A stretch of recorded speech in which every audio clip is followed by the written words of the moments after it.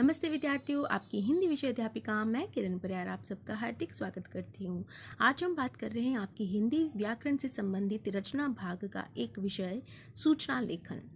सूचना लेखन के पहले भाग में हमने सीखा था सूचना कैसे बनाई जाती है, उसका फॉर्मेट यानी प्रारूप आप अच्छे से समझ गए होंगे। आज हम बात करेंगे भाग 2 में कि किस प्रकार के प्रश्न परीक्षा में पूछे जाते हैं और उस प्रश्न को कैसे समझकर प्रारूप के अनुसार आंसर लिखना होता है।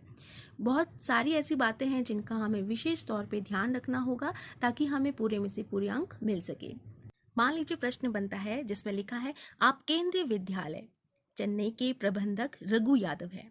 ध्यान देना, प्रश्न को समझते हुए आगे बढ़ना। सबसे पहले यहाँ पर केंद्रीय विद्यालय यानी विद्यालय का नाम, संस्था का नाम दिया गया है पते के साथ में, तो ये आ जाएगा संस्था के नाम के जगह पर। फिर लिखा है प्रबंधक हैं आप, पद आपको दिया है और आपका नाम आपको यहाँ पर दिया है। आप कौन है? रघु यादव है और आपका पोजीशन है, पद है प्रबंधक। तीनों बातें यहाँ पर दे दी गई है।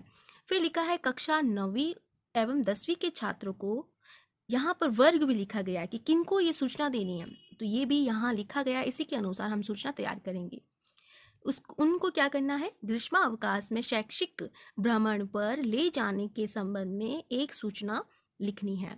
शैक्षिक भ्रमण यानी आपको ऐतिहासिक जगह दिखाई जाएगी, उसके लिए एक भ्रमण का आयोजन किया जा रहा है, तो इस लाइन से हम विषय को भी चुन सकते हैं। शैक्षिक भ्रमण के आयोजन इस तरह से भी लिख सकते हैं। तो यहाँ हमें सब्जेक्ट मिल गया है जो प्रश्न में छुपा हुआ है, यानी विषय हमने निकाल लिया है। बाकी का डिटेल हम बता सकते हैं कि शैक्षिक भ्रमण के आयोजन में क्या जानकारी हम लिखेंगे, वो हमें अपनी योजना के अनुसार लिखना होगा। तो जैसा कि भाग 1 में मैंने प्रारूप समझाया था, सबसे पहले हम संस्था का नाम लिखेंगे। इसको हम मेंशन नहीं करेंगे, तो संस्था का नाम प्रश्न में दिया जाता है तो वही लिखेंगे, और अगर प्रश्न में संस्था का नाम नहीं दिया गया होता तो हम यहाँ पर लिखते अ ब स विद्यालय। ध्यान रहे, ये सूचना अगर प्रश्न में विद्यार्थी को सूचित करने के लिए तो हम विद्यालय लिखते, अगर किसी क्षेत्रवासी के लिए होते तो हम वहाँ पर संस्था का नाम लिखते, उस क्षेत्रवासियों की संस्था, क्लब, जगह, स्थान, कहाँ पर ये वासी रहते हैं, निवासी रहते हैं, उस क्षेत्र का नाम यहाँ पर लिखते। लेकिन आपको सीधे सीधे प्रश्न में पता चल रहा है कि यहाँ पर लिखा है केंद्रीय विद्यालय चेन्नई, तो इसकी जगह पे हमें लिखना है केंद्रीय विद्यालय चेन्नई। इस संस्था के नाम के बाद में हमें हेडिंग डालनी है सूचना हम यहाँ सेंटर में बीच में लिखेंगे। सूचना लिखने के बाद में एक लाइन छोड़ देंगे, यहाँ पर हम मेंशन करेंगे दिनांक हम उसी परीक्षा के दिन की डाल सकते हैं, जैसे आज 1 अप्रैल है या 14 मार्च है, जो भी डेट हो वो आप डाल देंगे। ध्यान रहे, महीना हमें इस तरह से लिखना है और कॉमा यहाँ लगाना है 2000, अपने साल का ईयर लिखना है। अब ये इस तरफ है और हमें दूसरी ओर लिखना है कक्षा वर्ग। प्रश्न में कक्षा क्या दी थी? 9वीं और 10वीं के छात्र, तो हम यहाँ पर लिखेंगे कक्षा, इसे ब्रैकेट में लिखेंगे 9वीं एवं 10वीं, ब्रैकेट बंद। उसके बाद विषय आएगा, इसको हमें मेंशन नहीं करना है, सीधा सा टॉपिक लिखना है। तो प्रश्न में हमने क्या टॉपिक बनाया था? शैक्षिक भ्रमण का आयोजन, तो इसे हम यहाँ पर लिख देंगे। ध्यान रहे बच्चों, ये सेंटर में होना चाहिए, यानी इस तरह से बीच में आना चाहिए, इसको आप अंडरलाइन कर सकते हैं।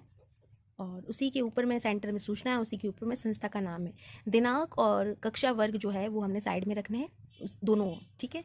अब हमें सफाई से काम करना है, तो आप हर जगह लाइन छोड़ सकते हो, कोई इशू नहीं है। अगर लाइन नहीं भी छोड़ते हो तो कोई प्रॉब्लम नहीं होगी।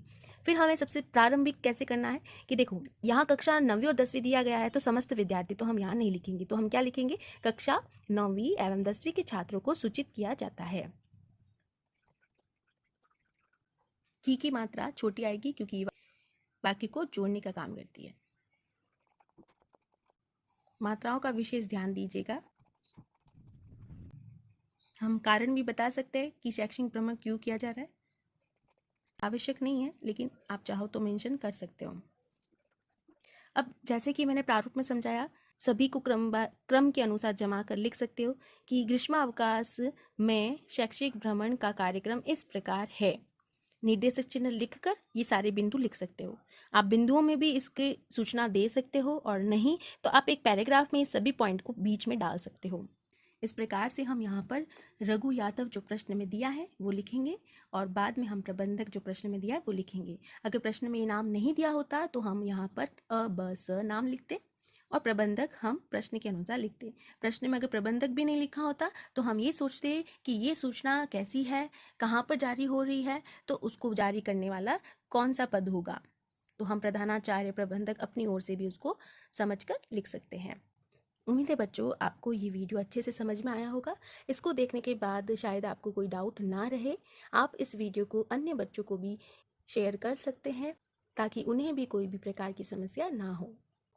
इससे संबंधी कोई और जानकारी प्राप्त करनी हो या कोई सुझाव देना हो तो आप मुझे ज़रूर बताइए। मुझे खुशी होगी कि मैं आपके किसी काम आ सकूं। धन्यवाद।